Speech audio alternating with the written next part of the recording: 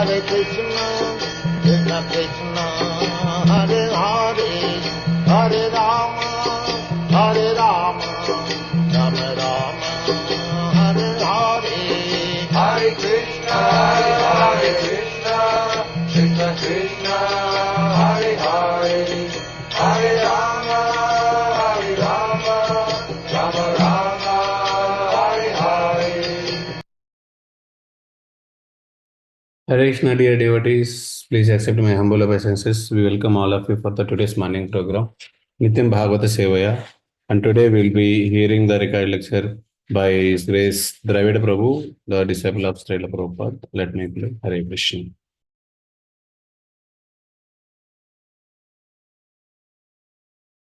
Bhagavate Vasudevaya. Om Namo Bhagavate Vasudevaya.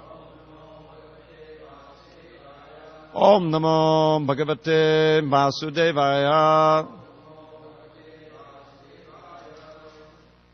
We are reading from Canto 5, The Creative Impetus, Chapter 14, The Forest of Enjoyment, and text number 8. Now, do you chant these or I just go through? Do you chant these? Yes, it is prose. Okay. I'll just read the Sanskrit and then the translation go on. Okay. Ata kadachin nivasapaniya dravinadyanekatmopajivana binivesha etasyam sangsaratabhyam itastataha paridhavati. Sometimes the conditioned soul is absorbed in finding residential quarters or apartments and getting a supply of water and riches to maintain his body. Absorbed in acquiring a variety of necessities, he forgets everything and perpetually runs around the forest of material existence. Purport. As originally mentioned, a poor man belonging to the mercantile community goes to the forest to get some cheap goods to bring back to the city to sell at a profit. He is so absorbed in the thought of maintaining body and soul together that he forgets his original relationship with Krishna and seeks only the bodily comforts. Thus, material activities are the conditioned soul's only engagement. Not knowing the aim of life, the materialist perpetually wanders in material existence, struggling to get the necessities of life. Not understanding the aim of life, even though he acquires sufficient necessities, he manufactures artificial necessities and thus becomes more and more entangled. He creates a mental situation whereby he needs greater and greater comforts. The materialist does not know the secret of nature's ways, as confirmed in Bhagavad Gita 3:27. Prakate kriyamanani gunakarmani sarvashaha ahankara vamudhatma kartaham iti manyate. The bewildered spirit soul, under the influence of the three modes of material nature, thinks himself to be the doer of activities which are in actuality carried out by nature. Due to lusty desire, the living entity creates a certain mental situation whereby he wants to enjoy this material world. He thus becomes entangled, enters different bodies, and suffers in them.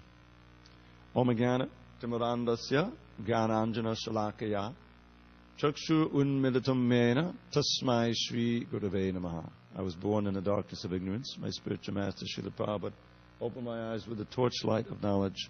I offer my humble obeisance unto him and all members of Sri Parampara. So this is the final chapter of Jadabhart's instructions to Maharaj Rahugana.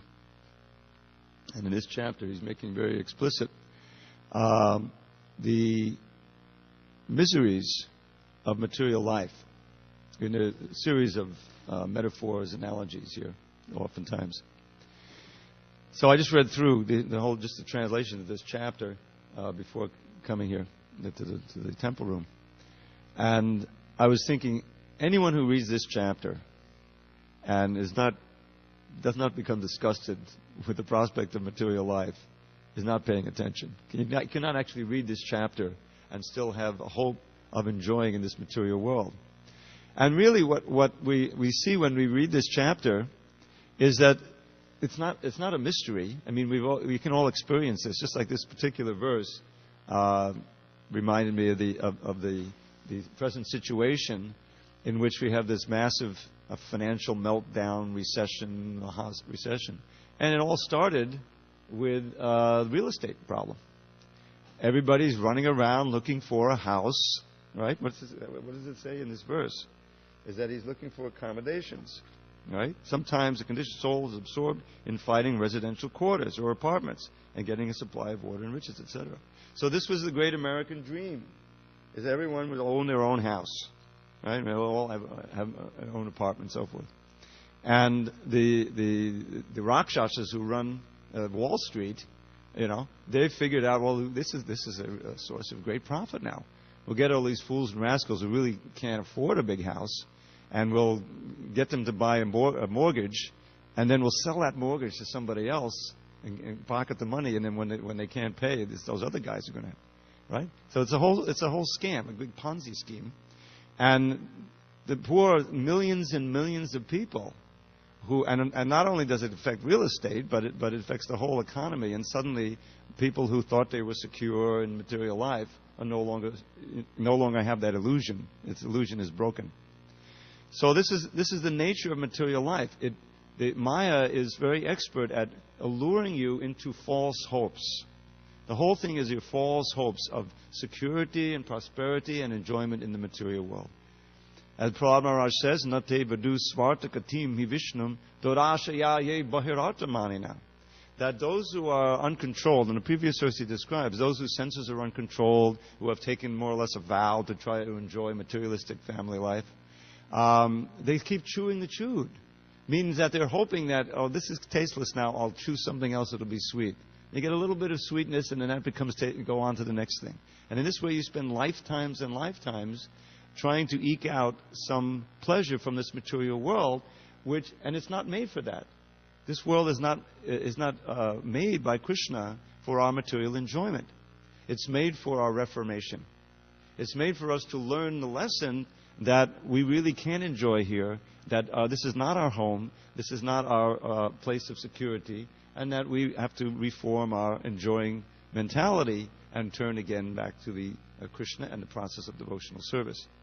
So it's very graphic here. I mean, we can see these verses played out in front of our eyes. And what happens in material life is that it's a series of disappointments. Even if you're able to get what you are striving for, and the fact that you're striving, that striving itself covers your knowledge. You become covered by the mode of passion, the mode of ignorance. And even if one comes in contact with this philosophy, he's approached by somebody in the Sankirtan, even if he buys a book, then if he's in that mode of enjoyment, and you're not able to enter into the understanding. You may open the book, right? But it doesn't compute. And that's exactly what Prahlad Maharaj talks about, is that speaking to his father, he says, O supreme demon, he says in another verse, you are the best of the demons. Don't worry, you'll never become Krishna conscious in your present mentality, right? It says, Matirna Krishna paratak svatova mito avipadyeta griha vratanam. Those who have this vow, in other words, very firm determination to enjoy materialistic household life, griha vratanam, their senses are uncontrolled. Adanta gobhir, vishatam tamisram, and they keep entering deeper and deeper into darkness. Punak punascharvita charvananam, chewing the chewed. And for them, they cannot understand that the ultimate goal of their life is Vishnu. Vishnu, God in general, all of this is just a sky flower to them. It's imaginary. What really counts, what's really important, is accumulating money, getting this position, getting the house. They're always engaged in that. So this is the nature of material life. It keeps dragging you further and further in, and then at a certain point, your whole life is engaged in simply counteracting the miseries produced by your previous sinful activities, engaging in this thing, isn't it? Now there's, what are these elections all about? Elections always, the whole idea is that this guy didn't bring you happiness. This guy didn't bring you security. I'm the one. vote for me. You see? I'm giving you hope. I'm giving you change. I'm giving you hope in the material world. And so it's a great illusion. Then the hope is dashed. The material energy comes before, and then people feel distressed. What are we going to do? Take shelter of some intoxication, right? Forget the miseries. People sometimes go nuts. They kill their family. I read about it up here in L.A. They had several cases like that.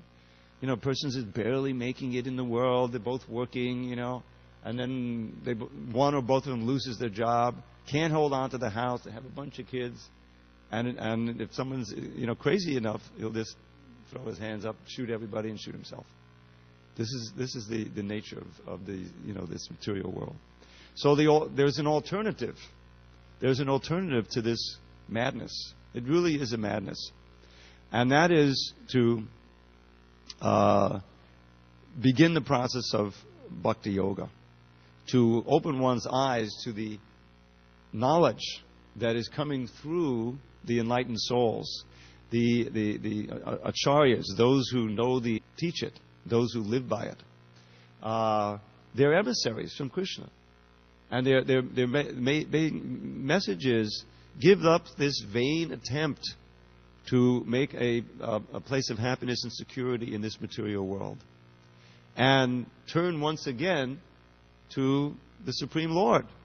Awaken to your actual nature. If you're living a lie, if you're living a life based on a false conception that I'm this body, that the senses are sources of happiness, that somehow I can make a secure place in this forest fire, as Bhaktivinoda talked about the Holocaust. Sometimes I'm trying to enjoy this Holocaust, then you can never be happy, you can never be peaceful. So the mission of the representatives of Chaitanya Mahaprabhu and the parampara that descend from him is to enlighten ourselves, become advanced in Krishna consciousness, and to give this knowledge to others.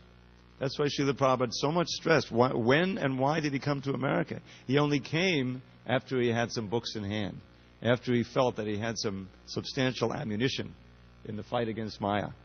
He came, and he was the first book distributor, without question. He showed the way that spreading the knowledge through the books and teaching, and also the holy name, prasadam, all the elements in which Krishna reaches out to the living entity and invites him to turn again to him. This is the perfection of yoga. This is actually our mission as representative of Chaitanya Mahaprabhu. So, and devotees, if we are actually following and advancing in devotional service, then people will immediately see the contrast. They will see the contrast between their own desperate lives. Oftentimes in times of difficulty like this, people are more open to spiritual matters. I was recently in Chicago doing a few seminars with Romapad Maharaj. He has a Christmas weekend retreat there every year. So he invited me to come and do a few seminars with him. So he told me about what happened in New York after 9/11. Of course, we were way out here on the West Coast. It was shocking for the whole country. But the closer you got to ground zero, the more traumatic it was, emotionally, psychologically. So he described that the whole city was traumatized. Everybody. And what they were doing, you probably heard about this, he was recounting it, that people were open to any kind of spiritual thing, Was it Chandrasekhar Maharaj who stays there? I think his name is. He would just go to Union Square, which is it's like 14th Street, right north of the downtown area where you couldn't go in. It was all blocked off because they were cleaning up and everything. And Hare Maharaj, Hare Krishna, Dravida, Hare Krishna. And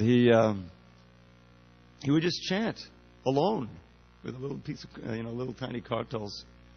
And people would sit down, businessmen and ladies would come and just sit there and chant with him for hours. They would, someone get up and go and coming back like this. They were so much wanting this spiritual solace in their lives, because of the trauma of 9/11. The security was shot. They were feeling danger. They were feeling, you know what I mean? But, of course, as time went on, that stopped happening. People got back into their mundane routine, and the nature of the material mind is to forget, right? And so then, it's back to normal, which means that people, we'd have our chanting parties and you'd have some participation. So, this is illustrative in itself. This chapter, and so many statements like this in the Srimad Bhagavatam, are meant to keep us in that very realistic mind, outlook of what this material world is. It's all like 9/11, right? It's like the human life is like a drop of water on a lotus leaf. At any moment, a trauma can take place. And as you get older, you see that it's more likely. It's sure to take place at a certain point. You're fortunate if you have notice, and But the idea is that every one of us faces our own personal 9/11 at one point. People talk about the apocalypse 2012. We all have our apocalypse in 2012. Just because everyone else is not dying, we're going to be dying, and we're going to have to face our consciousness and the whole, difficulties of leaving this body. So what is our consciousness going to be personally at that time? And we're making it right now, every day, every hour, every moment. We're preparing for that time of leaving the body, whether we know it or not. Everybody is doing it. But devotees have the opportunity, the knowledge, to be conscious of how we're creating our consciousness, and so that we'll be prepared to be peaceful, dhira at that time, and completely aware that this body is just an old coat. It's not me. There's no death, And what we're doing now, we'll continue to be doing after death. That's the difference between devotees. We'll continue to serve Krishna. So giving the solace, giving the benefit, the treasure of Krishna consciousness to others also makes you dear to Krishna. What does he say in the 12th chapter? Who remembers? The first verse is when he starts to speak about who's dear to him. Adveshta savabhutani maitra karuna evacha. He says to be non-envious. Don't hate anybody. Don't feel envious of anyone. Savabhutani maitra karuna evacha. To be a friend of all and to be merciful to all. So we know what that means. To be a real friend of someone and to be merciful means to give them Krishna. Give them Krishna consciousness. Krishna is the best friend of all. Suradam Savabhutanam. So if we can introduce someone to their best friend who can really help them, genuinely help them in their life's mission and in their eternal life's mission, then we also become their friend. We act as their friend. So if our mission personally should be to become dear to Krishna. And that means, according to Krishna in Bhagavad Gita, what to speak of Lord Chaitanya and all his followers who are obviously in Sankirtan movement, is to be concerned, to feel empathy, sympathy for those who are suffering because of ignorance. They've buried themselves here in the 14th chapter of this 5th canto. They're being described here, And to give someone this 5th canto or books that that preach the same message is the greatest gift. Sometimes the greatest gift is a slap in the face, right? Wake up. This 14th chapter is a big slap in the face to the materialists. They don't want to hear it. So we have the thankless task of making them hear it anyway, of reminding them that this is not a place of happiness. And that's why when there's difficulty in the world, when people go through difficulty, then it's obvious that this is true. And they're more ready to hear you. There's a verse in Prabhupada's prayers. I always like this verse. It deals with this idea of not being able to act according to transcendental knowledge. He says, Kutrashisha Shuti Sukha Mrigatushni Rupam. This comes up in this chapter, this Mrigatushni, the mirage. Kutrashisha Shuti Sukha Mrigatushni Rupam Kvedam Kalevadam Asheshu Rajam Viroha Nirvidyate Tatujano Tapapiti Vidban Kama Nalam Modula Vaishyama Yangdarapai. So first he gives a very sober view of this world. So what's the use of all of these material desires and aspirations? Kutra Ashisha. Everyone's filled with these hopes and desires. I'll enjoy in this world. I know I made some mistakes, but now I'm going to do some. Now I'll really get it together. The carrot leading the donkey on. So Shuti Sukha. The whole thing is just in hearing about it, contemplating it. It's all in the mind, basically, And it has the nature of a mirage. Once you get it, what happens, I've never been married. But certainly that hope and that desire and that whole, dream is certainly not exactly what you find out after you've been married for 10, 20 years, right? In other words, when you first meet and you're engaged and everyone's, yes, now we'll get married and enjoy it. It changes. Sometimes it becomes just the opposite. Right? So that's described here. We don't have to, speculate. Right here in the Bhagavad. You've read verses in this chapter. So this is a Mrigatrishni. It's like a mirage. Very illustrative word. Mrigatrishni means that which the deer thirsts after. The foolish deer runs out into the desert looking for the water that's not there. So that's a Mrigatrishni. And what is this body? Is this body really a place of happiness? Kvedam, kalevadam. It's asheshurajam. It's a repository for all kinds of diseases. You want to get sobered up? Just go into the thesaurus. Look, I once did this by accident, and look up the word disease. So many synonyms. All of the list of diseases, They say that doctors, when they're learning, when you start reading about all the diseases, you say, oh my God, I've got that one. I've got this. I've got that. So many things can happen. Go to the hospital, get more disease. Right? Buddy was telling me one of our life members went to the hospital with a simple infection, he died. He got some worse infection, went into a coma, they screwed up. It happens all the time. So it's a place of danger. So what use is this body as a place of enjoyment? It's just a repository of diseases. Now, but then he says, Nir vidyate, even one is vidvan, one may know this, theoretically. And it doesn't take much, to understand these points. Just a little life experience, and you can see that. But even a vidvan, someone who's wise, does not desist, because often does not desist.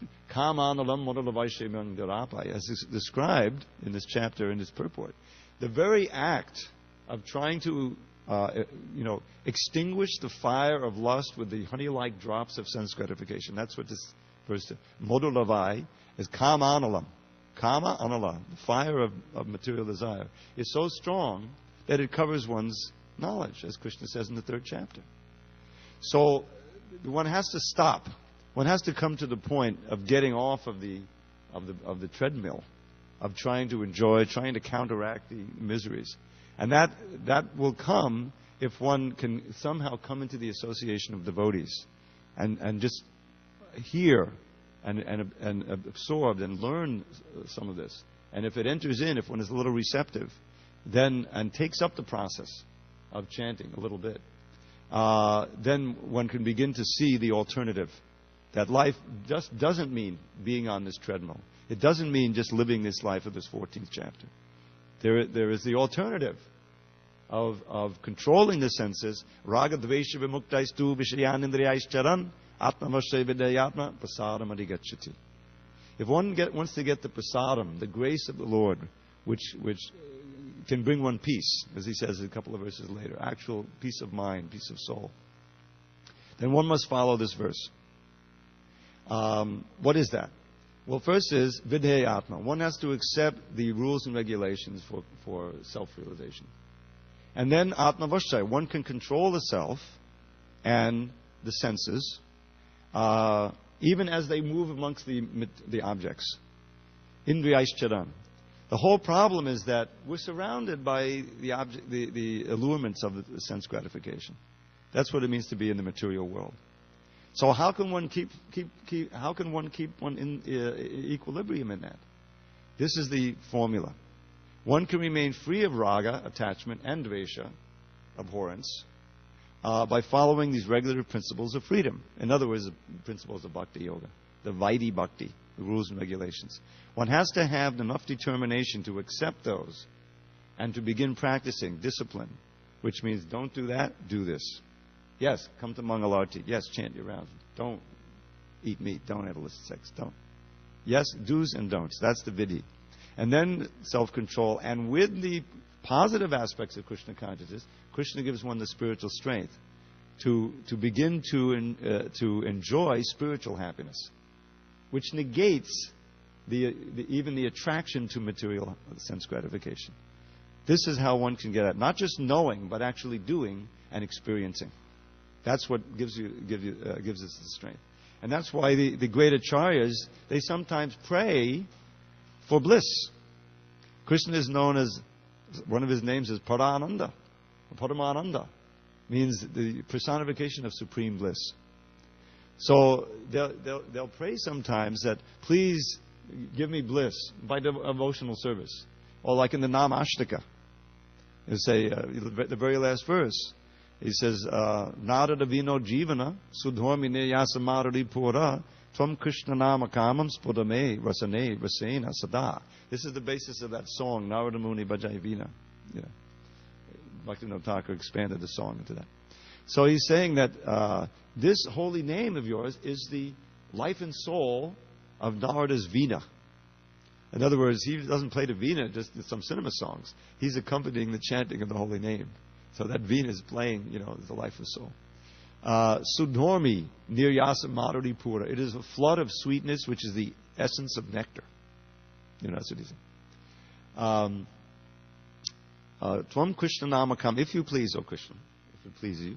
Spudameva saneva sena sada, please appear on my tongue always with great taste. Let me always have a great taste for chanting you. This taste for chanting the holy name negates the taste for sense gratification. We learn it from the nectar of instruction. The whole idea is our tongue is covered by the bile of ignorance. So even though it's so sweet, we don't taste it as such. We taste it as bitter or indifferent or whatever. Our mind wanders, we do something else. But once that name tastes so sweet that we can't stop chanting it, then where is there any questions of sense gratification? Then you're free from this forest of material enjoyment. You may still be in the material world, but you're not of the material world. It is a place of Sankirtan pastimes. It's not a place of your enjoying there. And it's not a forest of enjoyment anymore. The same place becomes a place of Leela. So that's the process of devotional service. We need to make sure that every day we're taking a big drink, a big draft of the nectar of Krishna consciousness by practicing sadhana. If we're not taking that drink, if we're not tasting it, we're sure as anything going to be tempted to taste material life. And eventually we must. You have to have some enjoyment. That's the nature of the living entity. Anandamaya Bhyasat. By nature we're full of ananda. But since we've cut off our channel to the reservoir of pleasure, Krishna, by forgetting Krishna, therefore we're seeing this world as our ocean of ananda. But it's not. It's just not that way, as described here so graphically. So that's also our responsibility. Because if you're drinking it, if you're tasting it, then you can explain it to others. What is the whole principle of advertising, right? Is you get some famous person who says, yeah, I use this cleanser, right? Oh, you use the cleanser, you have credibility. I like you, therefore I like what you like, therefore I'll buy it, right? In other words, there's a testimonial that it works. And so the best salesman is someone who really likes the product he's selling. That's why the book distributors, when they're in good consciousness, they're relishing Krishna consciousness, they're relishing the books, they become the best salesmen. Because you're able to explain with conviction that this book will actually make you peaceful and happy and give you the goal of life and whatever else. Right? So everyone knows that. And that's true of all of us. How did this movement spread? Well, when Prabhupada first came, it was he alone who was super Krishna conscious, and he was giving his association. And people came in contact and said, wow, I want to have what he has. I want to be like that. He has something that I don't have, that I want. And by hearing and by practicing devotional service, they begin to taste little drops of it. And in turn, we're able to give others that. That's why Prabhupada said in the early days for the Back to Godhead staff, print Sankirtan pictures as much as possible. Remember, the devotees would chant for so long. You open those old BTGs, the black and white, and there's these ecstatic parties. And everyone who sees this says, what is that? Are they high on something or whatever, But actually, they're completely sane. You don't have to come down, stay high forever. That's a reality. So devotees were able to, by their contact, by the Sangha, to make others curious and eventually take up the process. So these chapters are so important. There's so much like this in the Bhagavatam. 3rd canto, 4th canto, 5th canto, 6th canto. There's so many, 7th canto. There's always a spot where there's this very graphic, mind-altering description of the material world, the material miseries. Because we need that. We need that. Because the whole disease is to, once again, fall into this illusion that somehow this is our home, it's a happy place, But it's not. From the very beginning, second canto, what does, Shukadev say? He says, Deha patta kalatari svatma sainevsha satpapi tesham matto nedanam pasyanapina pasyati. Read that purport. Prabhupada, it says, all of these relationships, our family, our friends, our children, it's just like bubbles in the ocean. You come together for a moment and then you're gone in the waves of oblivion. So why try to put your faith in that? These are fallible soldiers. We're trying to have some security, insurance policy, whatever. But beginning with the body, deha, and the relations, the wife, the children, and the money, etc. They're all fallible soldiers. But everyone sees that, but they don't see. Who doesn't know, that the body is eventually going to die? Everyone knows. But that knowledge doesn't penetrate to change your activities. So therefore, the result of his little syllogy there is that Tasmat Bharata Sarvatma Bhagavati Hari. Those who are approaching death, and who of us isn't, Pariksit, of course, had 7 days, it was very urgent, should spend their time hearing, chanting, and remembering the Supreme Personality of Godhead, Krishna, who is the Super Soul, etc. If they want to be free of fear. Chechita Bayam. That's the whole problem. Fearfulness comes by being absorbed in the material energy.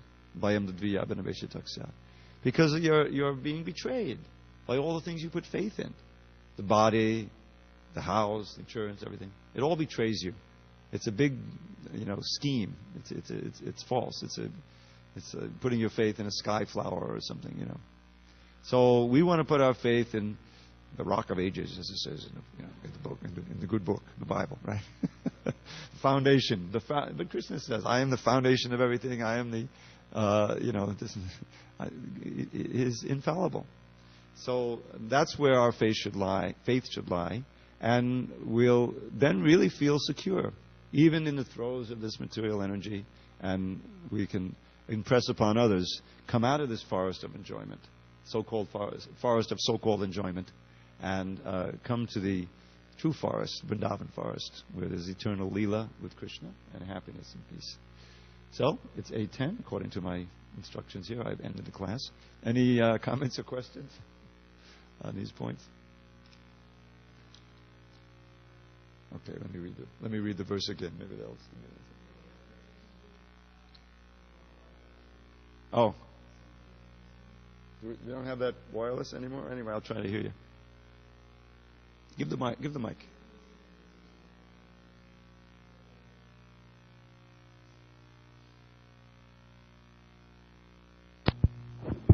No.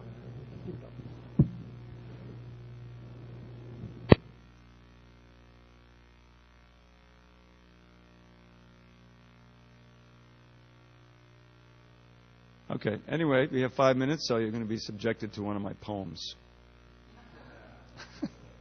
Where Krishna lives, felicity abounds. With pure simplicity and loving sensibility, all serve him with humility. But when a living entity rejects his true identity, and out of sheer stupidity surrenders to cupidity, he loses all sagacity, and with it all capacity to understand reality or curb his sensuality. Abandoning humility, he touts his own ability, forgetting his fragility and fortune's volatility. Absorbed in asininity for what seems an infinity of lives devoid of piety, he suffers in anxiety, till contact with God's devotee, perhaps of utmost brevity, awakens his affinity for words of the divinity. Perceiving the futility of all his imbecility, the soul regains his sanity and casts away his vanity. Endowed with new humility, he serves with all ability and growing spontaneity his guru and the deity. Regaining his identity, the wayward living entity returns to the fraternity of Krishna for eternity. Hare Krishna. Yes, Archana. Hare Krishna. Thank you. Nice class, Prabhu. Somebody online named Santa wants you to speak about the 9 processes of devotional service. What are they? They're asking. Obviously, a new person. So, in 2 minutes, we can't say much about the 9 processes of devotional service. The first process is hearing. The next process is chanting. This is, idealized in kirtan. Kirtan is all hearing, chanting, hearing, chanting, hearing. And from that hearing and chanting, one should come to the point of remembrance. Hearing, chanting, and remembrance of whom? Vishnu. Shravanam Kirtanam Vishnu Smaranam.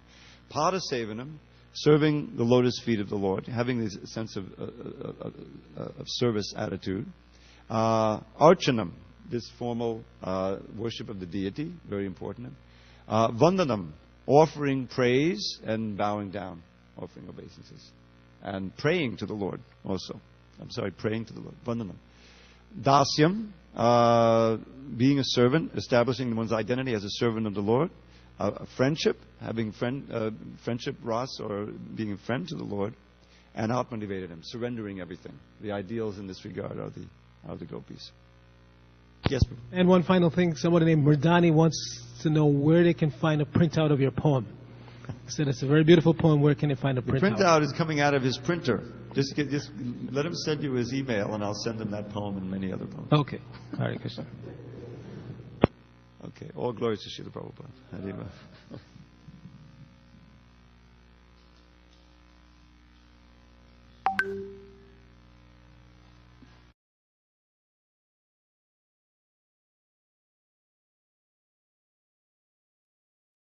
Hare Krishna, dear devotees. Just to summarize thank you so much, Prabhuji. It was a wonderful class, and Prabhu started a class, the disease of this material desires. So that's where Prabhu started, and then how this chapter is not just the mystery. We are experiencing this in the daily life, and then Maya is very expert in false hope, in giving the false hope. Those who censor uncontrolled. So that is like achieving the chewed, trying to seek the material pleasure in one or other items, other objects. So this world is made for transformation, not for sense enjoyment.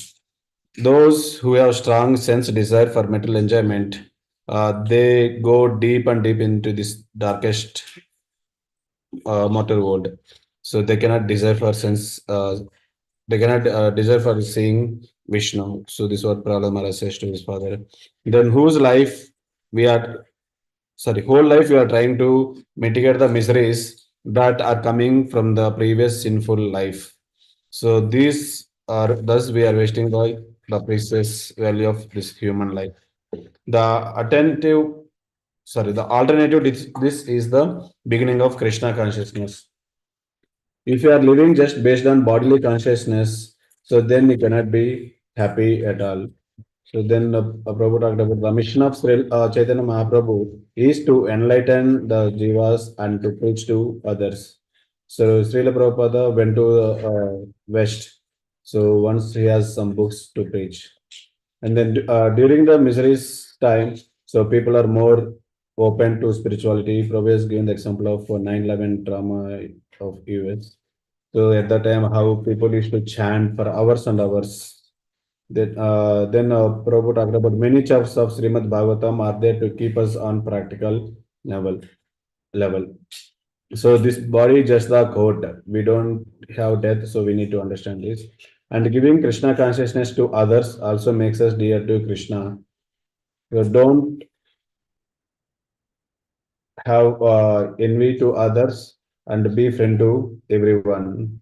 So Krishna is the best friend of everybody. Suhridam Sarvabhutanam. So our mission should be to come more and more closer to Krishna. And devotees have ability and knowledge to preach to others and transform.